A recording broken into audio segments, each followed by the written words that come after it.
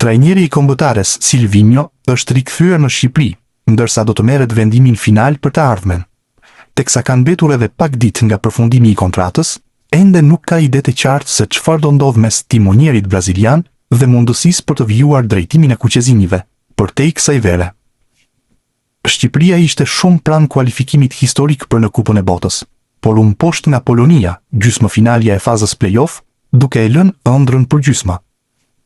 Silvinho e ka marrë drejtimin e kombëtares më 2 janar të vitit 2023, ndërsa grumbullon 34 prezenca në pankinë, e përkthyer me 15 fitore, 7 barazime dhe 12 humbje. Mesatarja e pikëve 1.53 për ndeshje. Kombëtarja shqiptare në drejtimin e trajnerit Silvinho ka pasur ulje ngritjet e saj. Megjithatë, në një analizë të përgjithshme, vjet re një cikël i suksesshëm, duke qenë se për herë të dytë kuqezinjt shkuan në Europian dhe për pak do të provonte të shkonte edhe në botror. Kombëtarja shqiptare po përjeton një periudhë stabiliteti dhe rritjeje, duke rritur pritshmëritë për të ardhmen. Në qendër të këtij momenti, padyshim është trajneri Silvinho, i cili ka arritur të ndërtojë një skuadër konkurruese dhe të organizuar. Megjithatë, shpeshherë ka pasur kritika dhe ende nuk është e qartë nëse ky sukses është vetëm merite e trajnerit Silvinho apo thjesht braziliani ka ardhur te Shqipëria në kohën e duhur dhe ka një skuadër të mirë. Kur Silvinho mori drejtimin e kombëtares, Shqipëria ishte një skuadër që shpesh vuante nga oscilacionet dhe nuk kishte rezultate të mira. Ndryshimi i parë i dukshëm që ai solli ishte vendosja e rregullit dhe disiplinës taktike.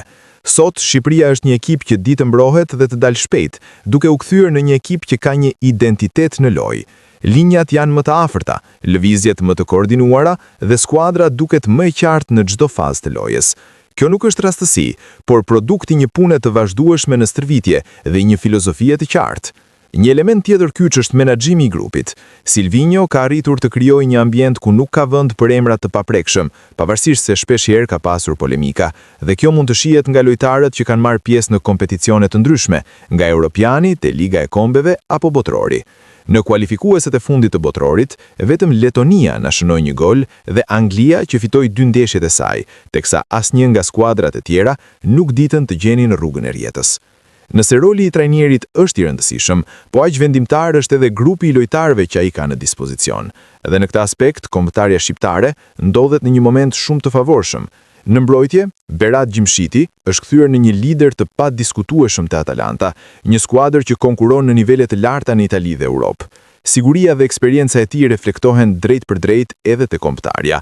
Në krahun e djathtë, eksperienca e El Seid Hysaj te Lazios sjell stabilitet dhe qetësi në fazën mbrojtëse, por edhe mbështetje në sulm, pavarësisht se te Lazio nuk ka minuta. Mesfusha ka fituar cilësi me element si Cristian Aslani, pjesë e Interit por i huazuar te Beshiktashi, por edhe për lojtarë si Ramadani nga Lecce apo Shehu e Laçi, që janë lider me klubet e tyre. Ndërkohë në sulm, potenciali i Armando Broja, i lidhur me Chelsea her pasjere, por edhe me klubet të tjera në Angli, ofron shpejtësi dhe potencë, element që mund të bëjnë diferencën në ndeshje. Silvinho ka meritën që ka ndërtuar një strukturë funksionale, ka vendosur disiplinë dhe ka krijuar një identitet të qartë loje. Pa këtë organizim, edhe lojtarët më të mirë do ta kishin të vështirë të shfaqnin potencialin maksimal.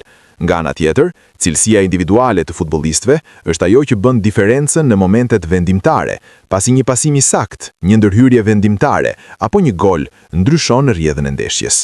Tashmë mbetet shihet nëse Silvinho do ta vazhdojë këtë projekt me Shqipërinë, apo ka ardhur koha që palët të përshëndeten dhe të kërkojnë që të kenë fate të reja për të kërkuar objektiva të tjera, ku tashmë për Shqipërinë është botrori, e ndoshta për Silvinhon një aventurë e re me klube.